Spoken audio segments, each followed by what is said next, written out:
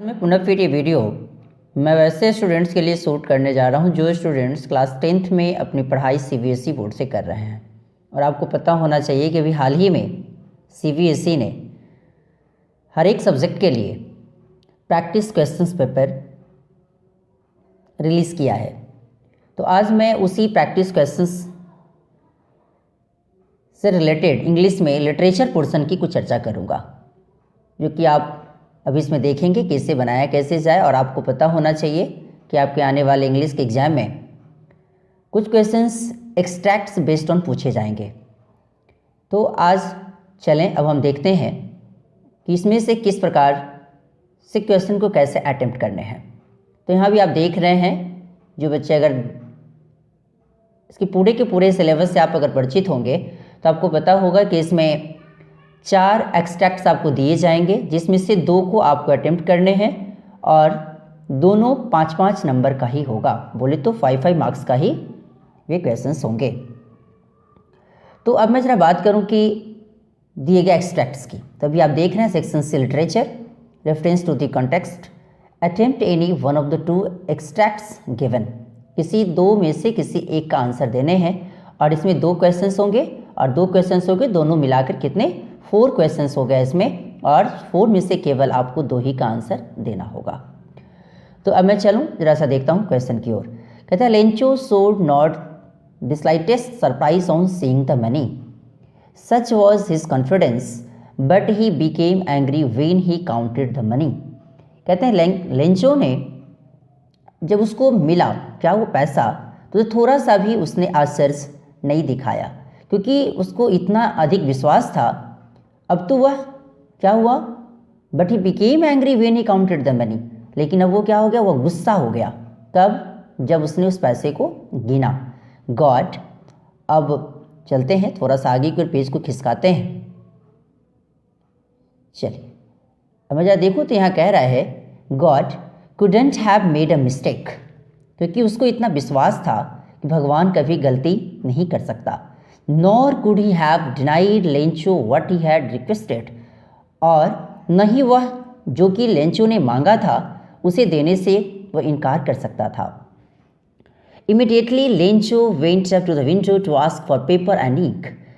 तुरंत लेंचो खिड़की की तरफ आगे की ओर बढ़ा और वहाँ जाकर कागज़, पेपर और स्याही मांगा।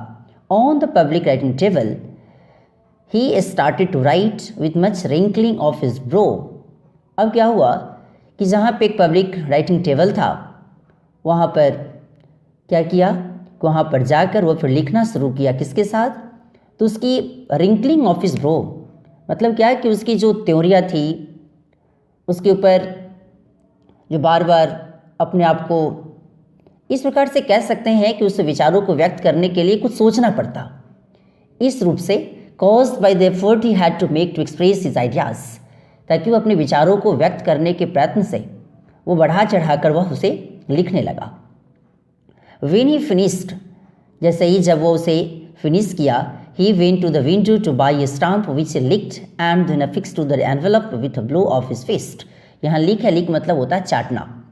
अब वह क्या किया, टिकट को चाट कर उसे लिफाफे पर उसे मुक्का मारकर उसे चिपका दिया स्टाम्प को।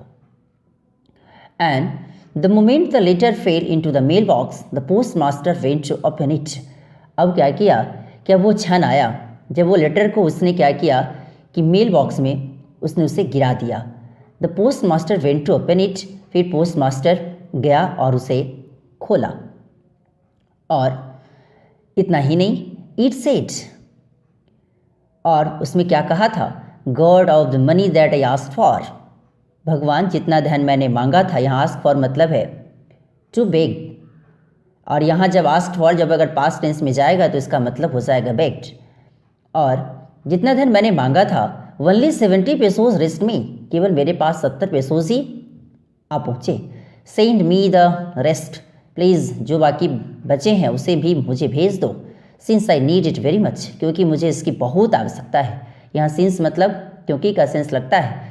But don't send it to me through the mail because the post office employees are a bunch of crooks Lencho, क्योंकि याद रहे, परंतु यह जो भी कुछ बकाया जो मेरी राशि है वो मुझे डाक के द्वारा ना भेजना, क्योंकि जितने भी सारे जो पोस्ट ऑफिस के जो एम्प्लॉयज़ हैं ये सारे के सारे किसके, तो बंच ऑफ क्रूक्स हैं कह सकते हैं। तो ये क्या है, तो इसे हम डिसऑनेस्ट पीपल कह सकते हैं कि ये सारे के सारे लोग बेईमानों का समूह यहाँ बैठा पड़ा है। इसलिए प्लीज़ अब आगे की जो भी कुछ राशि भेजना तो मुझे इस राशि को डाक के द्वारा ना भेजना, लेंचो। और ये किससे लिया गया है टेक्स्ट, तो अभी आपको समझ में आ रहा होगा कि अ लेटर टू गॉड से लिया गया है। अब मैं ज़रा बात करूँ इसके दिए गए क्वेश्चंस की। अब मैं देखता हूँ कि इसमें क्वेश्चंस में क्या क्या पूछा जा रहा है, तो चलिए जरा देखता हूँ। अब कहता है कि why was Lencho not surprised when he received the money. आखिर लेंचो ने आश्चर्य क्यों नहीं किया जब उसे पैसा प्राप्त हुआ। Because he new the post office employees were kind, क्योंकि वह जानता था कि पोस्ट ऑफिस एम्प्लॉयज़ बहुत ही क्या थे, दयालु थे। Because they new his hard work would पे ऑफ। यहाँ पे ऑफ का मतलब है चुकाना या रिश्वत देना, क्योंकि वह जान चुका था कि उसकी जो हार्ड वर्क है कभी न कभी उसे क्या करेगा, चुकाएगा। या because he had been lucky in the past, क्योंकि वह पीछे क्या था, वो बहुत ही लकी था। या because he had faith in a higher power, या हायर पावर बोले तो गॉड को शो किया गया है। तो सही आंसर के तौर पे आप देखेंगे तो इसका सही आंसर होगा, क्योंकि उसका बहुत ही विश्वास था किसमें, उस हायर पावर में, बोले तो उस गॉड में। तो सही आंसर के तौर पे आप क्या लगाएंगे, ऑप्शन नंबर डी को आप सही माने। क्वेश्चन नंबर 2 कहता है कि how did the postmaster most likely feel when he read Lencho's second letter. कहता है कि आखिर पोस्ट मास्टर उसमें क्या अच्छा तरीका से उसने फील किया जब वह लेंचोज के सेकेंड लेटर को उसने पढ़ा। तो सोचने वाली बात है कि उसे आश्चर्य हुआ कह सकते हैं, तो उसे हार्ट भी पहुंचा होगा, तो उसे कह सकते हैं कि हार्ट, HURT, हर्ट वर्ड भी लगा सकते हैं। उसे चोट पहुंचा या उदास भी हुआ होगा, सैड भी लगा सकते हैं, अपसेट भी हुआ होगा, डिसअपॉइंटेड भी हुआ होगा, बोले तो नाखुश भी हुआ होगा, डिसहार्टेंड भी हुआ होगा। ये सारे वर्ड्स में से किसी एक वर्ड को चाहे तो आप लगा सकते हैं, जिसको हम कह सकते हैं डिसअपॉइंटेड, हर्ट, HURT, या सैड, या अपसेट, या डिसहार्टेंड। इस प्रकार का वर्ड आप चाहे तो किसी एक वर्ड को चाहे तो आप लगा सकते हैं। क्वेश्चन नंबर 3 की बात करूं, क्वेश्चन नंबर जो 3 है वो कहता है कि fill in the blank with one word only. केवल एक ही वर्ड से आपको खाली जगहों को भरने। The postmaster rush to open Lencho's second letter. Postmaster तेजी से लेंचोज के सेकेंड लेटर को खोलने के लिए गया। This tells us that the postmaster was. आखिर यह क्या कहता है हम लोग को कि आखिर पोस्ट मास्टर क्यों गया। The postmaster was desperate to know the contents of the letter. आखिर क्यों गया वो, क्योंकि वो उसे जानने के लिए बहुत ही क्या था, एक्साइटेड था, बहुत ही क्यूरियस था कह सकते हैं। तो the postmaster was curious, CURIOUS, या एक्साइटेड, EXCITED, दोनों में से कोई एक वर्ड, या रेस्टलेस, आप चाहे तो रेस्टलेस वर्ड भी लगा सकते हैं, RESTLESS, रेस्टलेस वर्ड भी लगा सकते हैं, या ईगर भी लगा सकते हैं, EAGER। नहीं, उत्सुक था, एक्साइटेड था जानने के लिए कि आखिर वो उसके लेटर के कंटेंट्स में क्या लिखा पड़ा है। क्लियर। तो सही आंसर के तौर पे आप क्या लगाएंगे, ईगर, या क्यूरियस, CURIOUS, या फिर एक्साइटेड, EXCITED, या रेस्टलेस। इस चारों में से कोई एक वर्ड आप चाहे तो लगा सकते हैं, क्योंकि आपको अभी यहाँ एक ही वर्ड में इसका आंसर देने हैं। क्वेश्चन नंबर 4 की ओर चलूँ।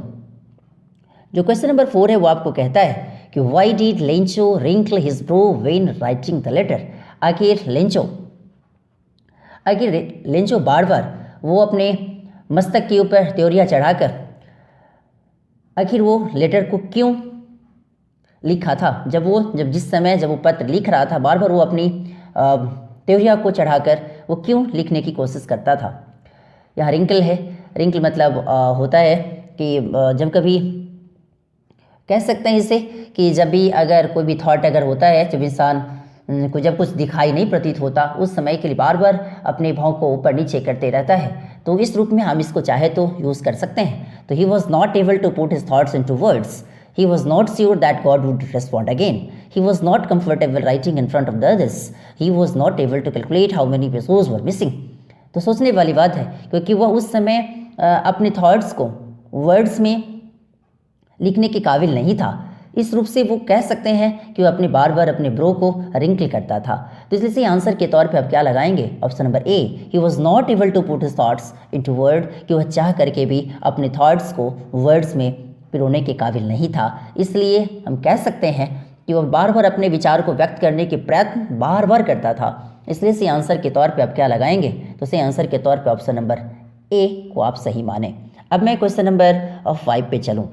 जो क्वेश्चन नंबर 5 जो इसका लास्ट क्वेश्चन है इस क्वेश्चन का, तभी आप देखेंगे कि which of this uses the word stamp with the same meaning as used in line 5 of the extract. आखिर स्टाम्प का मतलब यहाँ क्या है? तो यहाँ स्टाम्प, जैसे कि अभी आपने जो टेक्स्ट पढ़ा था उसमें स्टाम्प में जब आप अगर देखे होंगे तो आप इसका मतलब क्या देखे थे? तो उसमें लिखा है when he finished he went to the window to buy a stamp. Clear? तो यहाँ स्टाम्प जो वर्ड देख रहे हैं वो एक नाउन के रूप में यूज़ किया गया है। तो इस रूप में अभी आपको कहता है कि आखिर उसी सेम जो मीनिंग स्टाम्प का लगाया गया है, तो इसी रूप में इसमें जो 4 ऑप्शंस दिए गए हैं इसमें स्टाम्प का मतलब कौन सा सही होगा? तो आपको ये देखना है कि कहता है कि Simon could stamp and crush dry twigs with his woods if he had to. कहता है क्या कि सीमन क्या कर सकता था? तो यहाँ स्टाम्प है, स्टाम्प मतलब होता है पैर घसीट कर चलना। तो इस रूप में हम कह सकते हैं कि सीमन क्या कर सकता था? तो वो पैर घसीट कर चल सकता था। एंड क्रश ड्राई ट्विग्स, और वो जितने सारे सूखे हुए टहनिए थे उससे वो क्या कर सकता था? तो उसे कुचल सकता था और उसे दबा सकता था। किसकी सहायता से? अपने बूट्स की सहायता से, अगर उसे ऐसा करना पड़ा होता। इस रूप से आप लगा सकते हैं। तो इसलिए सही आंसर के तौर पे ऑप्शन नंबर ए नहीं होगा। Simon has an impressive stamp collection he like to boast of. कह सकते हैं कि सिमोन के पास क्या है? तो सिमोन के पास एक इम्प्रेसिव स्टाम्प था जिसे वो कलेक्शन करके रखा हुआ है क्योंकि वह उसे पसंद करता था। तो सही आंसर के तौर पे आप ऑप्शन नंबर बी को ही लगाएं और यही इसका आंसर होगा। Simon has an impressive stamp collection he like to post off. इस रूप से सही आंसर के तौर पे आप इसी को माने और यही आपका सही आंसर हुआ। तो इसलिए सही आंसर 5 नंबर का क्या हो गया? Option number B. क्लियर? और इस रूप से भी आपने देखा कि इस वीडियो में मैंने अभी लिटरेचर पोर्शन की जो एक्सट्रैक्ट बेस्ड ऑन क्वेश्चन था उसकी 1 से लेके और 5 तक की चर्चा मैंने किया। और इसी से आगे वाले जो भी क्वेश्चंस हैं उसको भी फिर मैं नेक्स्ट वाले वीडियो में डालूंगा। और ये वीडियो आपको कैसा लगा उसके बारे में लाइक, सब्सक्राइब एंड कमेंट करना ना भूलें और इसको शेयर भी करें ताकि ज़्यादा से ज़्यादा बच्चा इसे देखकर कुछ सीख सके, समझ सके। इसमें जो ये नावल जो वर्ड है NAVAL, नावल, जो जिसको आप नेवल पढ़ते हैं, ये नेवल का मतलब होता है नौसेना या सामुद्रिक जहाज़ी, जिसको आप कह सकते हैं, जो कि समुद्रिक भी कहा जा सकता है इसे। लेकिन यहाँ जो अभी नावल जो देख रहे हैं यहाँ रिटायर्ड नावल ऑफिसर है। इसका मतलब क्या है कि नौसेना के रिटायर्ड जो नावल ऑफिसर होंगे उसी के लिए वर्ड यूज़ किया गया है। तो इसलिए सी आंसर के तौर पे आप ऑप्शन नंबर बी को ही माने। Thanks a lot.